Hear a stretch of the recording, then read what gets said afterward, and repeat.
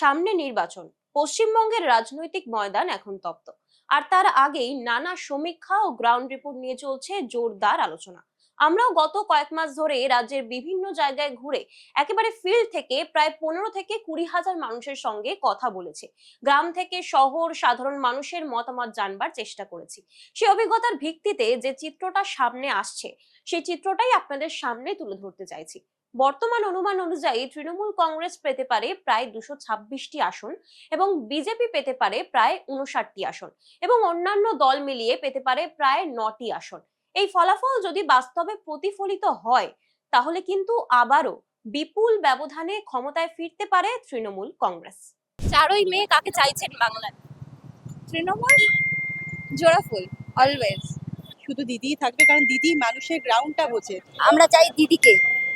হ্যাঁ, দিদিকেই চাই, আমরা দিদিকেই চাই, দিদিকে ছাড়া কাউকেই। দিদিকে অবশ্যই দিদিকে। আমরা মমতা ব্যানার্জিকে আগাগোড়া চাইবো। আমাদের সমীক্ষায় আরো একটি গুরুত্বপূর্ণ দিক সামনে এসেছে। ভোটারদের মধ্যে মহিলা ভোটারের অংশগ্রহণের প্রায় 69% আমরা দেখতে পেয়েছি, আর পুরুষ ভোটার প্রায় 31%। অনেক রাজনৈতিক বিশ্লেষকরা বলছেন এই নারী ভোটই পশ্চিমবঙ্গের নির্বাচনের বড় ফ্যাক্টর হয়ে উঠছে এই মুহূর্তে।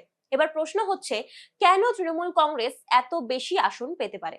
প্রথমত, রাজ্যের বিভিন্ন জনমুখী প্রকল্প সাধারণ মানুষের কাছে বড় প্রভাব ফেলেছে, যেমন লক্ষ্মীর ভান্ডার, কন্যাশ্রী, স্বাস্থ্যসাথী, ছাত্রছাত্রীদের জন্য বিভিন্ন সহায়তা। এই প্রকল্পগুলো বিশেষ করে গ্রামাঞ্চলে ব্যাপক সাড়া ফেলেছে। আমরা তো বলিনি দিদি লক্ষ্মী ভান্ডার দাও, দিদি নিজেই দিয়েছে আমাদের, কোনো জিনিস চাইতে হয় না, যুবসাথী থেকে কন্যাশ্রী থেকে সব দিদি দিচ্ছে।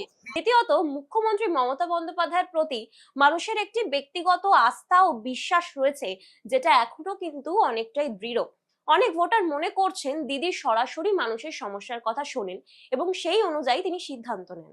জন্ম থেকে মৃত্যু অবধি আমাদের দেখছে, এর থেকে বড় কথা আর হয় না। প্রতিটা পদক্ষেপে দিদি, আমাদের সন্তান হচ্ছে দিদি, আমাদের স্বামী বয়স্ক হয়ে যাচ্ছে দিদি, আমাদের বাড়িতে বৃদ্ধ বাবা, তার জন্য দিদি, মানে সমস্ত কিছুতে হচ্ছে আমাদের দিদি। মানে আমাদের বাবা হচ্ছে গার্জিয়ান, তার থেকেও উঁচু গার্জিয়ান হচ্ছেন আমাদের দিদি। মানে এরকম সন্তানকেও কেউ খেয়াল রাখেন না, উনি যেরকম ভাবে আমাদের খেয়াল রাখেন, সন্তানকেও বাবা মা এতভাবে খেয়াল রাখতে পারেন না। আরেকটি বিষয় যেটি গ্রাউন্ড থেকে স্পষ্টভাবে উঠে আসছে, অনেক মানুষ এখনো বিজেপির ওপর পুরোপুরি ভরসা রাখতে পারছেন না। গত কয়েক মাসে আমরা যখন বিভিন্ন জায়গায় মানুষের সঙ্গে কথা বলছি, তখন অনেকেই বলছেন যে রাজ্যের ভবিষ্যৎ নিয়ে তারা এখনো নিশ্চিত নন এবং বিজেপির পরিকল্পনা নিয়েও তারা নিশ্চিত নন। বিশেষ করে নাগরিকত্ব, পরিচয় ও রাজ্যের সামাজিক পরিবেশ নিয়ে অনেক মানুষের মধ্যে একটা সংশয় কাজ করছে। অনেক ভোটারদের মতে বাংলার সামাজিক কাঠামো এবং সংস্কৃতির সঙ্গে মানানসই রাজনীতি তারা চাইছেন। সেই কারণেই তারা পরিচিত নেতৃত্ব এবং চলমান প্রশাসনের দিকে বেশি ঝুঁকে পড়ছেন। ফলে এই অনিশ্চয়তার কারণেই অনেক মানুষ বিজেপির ওপর পুরোপুরি আস্থা রাখতে পারছেন না। এমনটাই আমাদের গ্রাউন্ড রিপোর্ট থেকে উঠে আসছে। বিজেপি আসার আগেই তো আমাদের বাদ দিয়ে দিয়েছে, জেতার জন্যই তো এতগুলো নাম বাদ দিয়েছে, যে আমি নাম বাদ দিয়ে আমি নিজে জিতবো। তা যদি আছে নিজে মানুষ, আমরা জনগণ যদি, মানুষ যদি বোকা হয়ে যেতে বিজেপিকে দেয়, তাহলে আর কিছু করার নেই। কিছু করার আছে, সে তো ভুগবে। আসার আগে যেটা মানুষকে এত ভোগাচ্ছে, তাহলে এসে গেলে কি করবে? ছেড়ে দেবে? কম ভুগতে হবে, আরো ভুগতে হবে। তবে নির্বাচন মানেই শেষ কথা বলবেন জনগণ। ভোটের দিন মানুষ যাকে বেছে নেবেন, সেটাই নির্ধারণ করবে পশ্চিমবঙ্গের ভবিষ্যৎ।